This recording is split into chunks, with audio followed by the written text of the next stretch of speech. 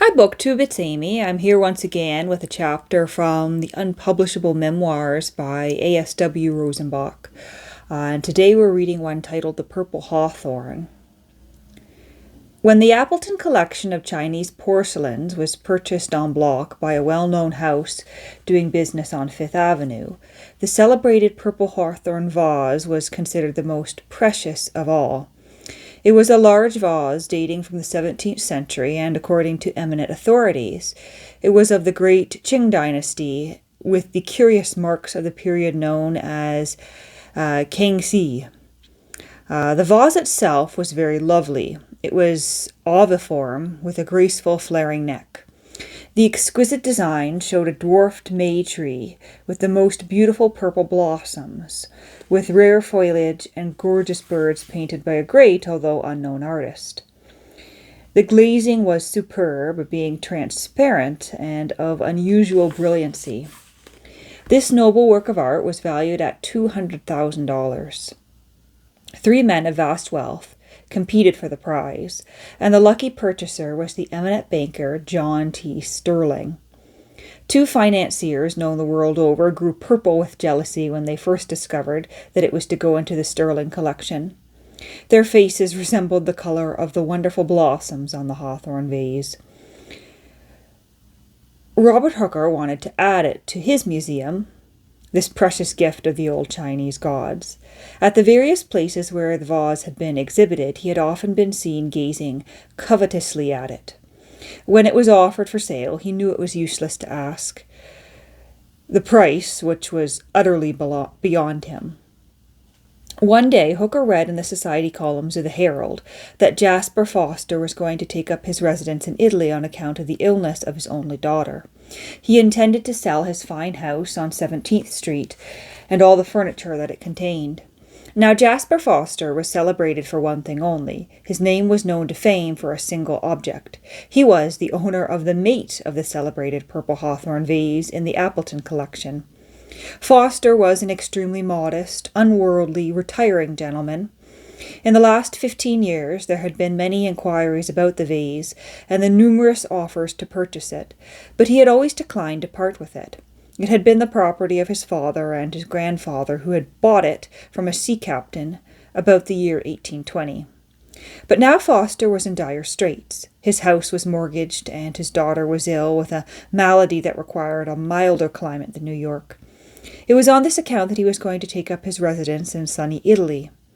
As soon as Hooker read the brief paragraph in the newspaper, he hurried to a rather imposing house on lower 17th Street. With fear and trembling, he rang the old-fashioned bell-pull. Yes, Mr. Foster was at home. The maid showed Mr. Hooker into the first parlor. He heard voices in an adjoining room. Mr. Foster then had other visitors. To pass away the time, he picked up a magazine, but put it down instantly. He had heard the magic words, Purple Hawthorn. Someone else was before him. He would find out. Going behind an old Spanish leather screen, he listened. He looked through the aperture and beheld two men well known in the world of finance.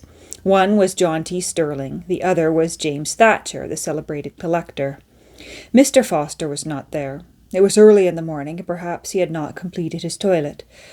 "Hello, you there," said one voice. "Checkmated," exclaimed the other. "Damn it, I never expected to see you." "Of course not, I know your mission. We had better see Foster together." "No, I came first. I claim the privilege of the first interview." "No, I shall speak out. There is no use for us to bid against each other. It would spoil the market. I'm sure we can come to some agreement." "No, I own the Appleton vase, and by right I should possess the other. It would make the finest pair of vases in the world. It will look magnificent in my house on Fifth Avenue." "Don't be a hog. Foster does not know its value. He was offered $5,000 for it after the Mary J. Morgan sale in 1866. If we offer him $15,000, he will think it is a gold mine. You know he needs the money. If you offer him more, he will become suspicious. I suppose we can't both have it. We'll toss for it. That is, when the business details are over. You make an offer of 10 and then 15 or more if necessary. Your hand upon it. Play fair. This is not the stock market." The two eminent financiers grasped hands. An instant later, Mr. Foster entered. "Sorry to keep you waiting, gentlemen." "Not at all, Mr. Foster," replied Sterling. "We read in the papers that you were going to Italy and thought you would like to dispose of some of your curiosities. May we look around?" "Certainly.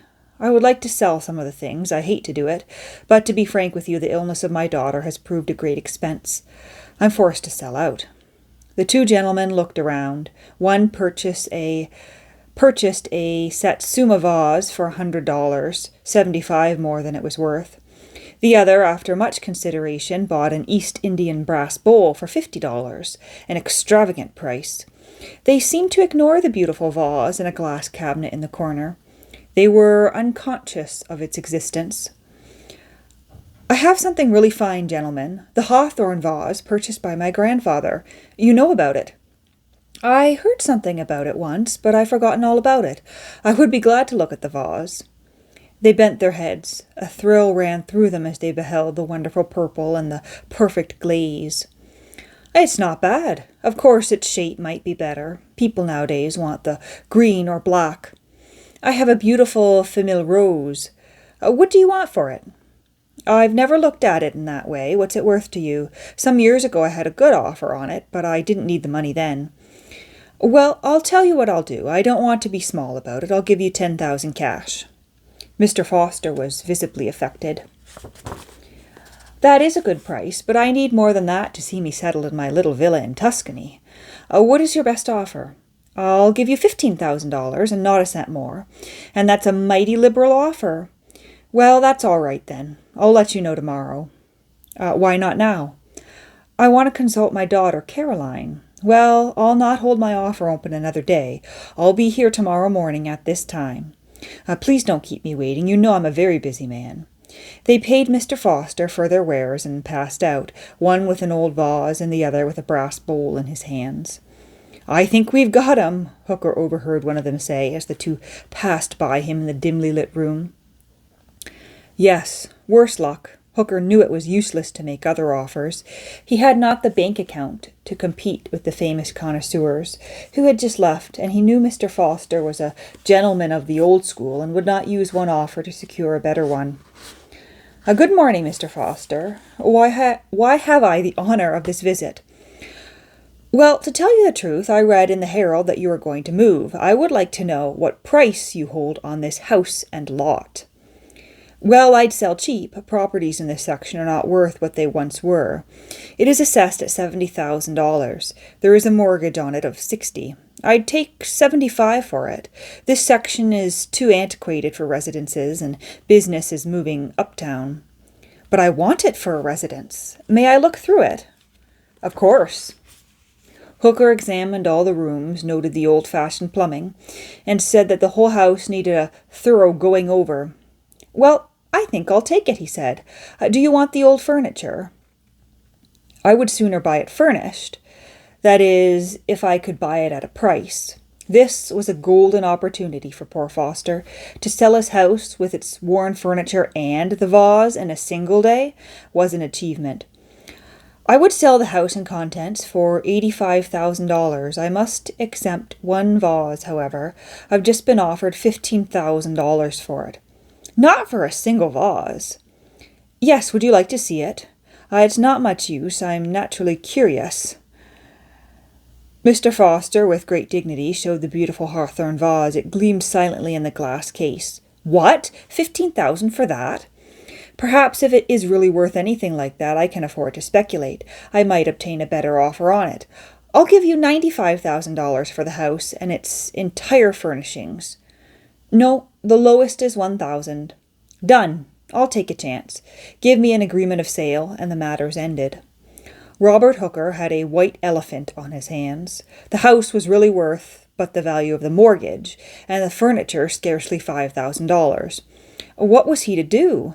$35,000 was a great deal for a poor man to give for a vase. He removed the vase that afternoon to his own modest apartment and requested Mr. Foster to refer anyone interested in its purchase to him. At 10 o'clock next morning, he had an unusual visitor at his flat in West 89th Street. John T. Sterling had called to see him.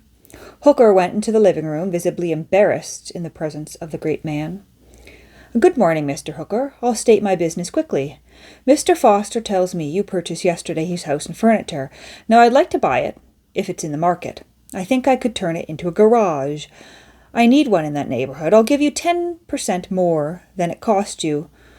No, not at all. I'll tell you what I'll do. If you give me 115,000 for the house and its contents, as it is now, I shall call it a bargain. It'll be a quick turn, right?" "All right, well, go down at my attorney's at once and draw up a bill of sale, the entire contents of the house, as it is at this moment, mind you. Come right along. You know I'm a very busy man." "That's known everywhere," said Hooker with a flattering smile. "On Fifth Avenue that afternoon. Done by God and by a mere kid. And on 89th Street that evening. That will make the Hooker Museum famous." And so what he's done there is been able to pay the original owner by selling the contents of the house because the second buyer thinks he's getting the vase, but the vase has been removed.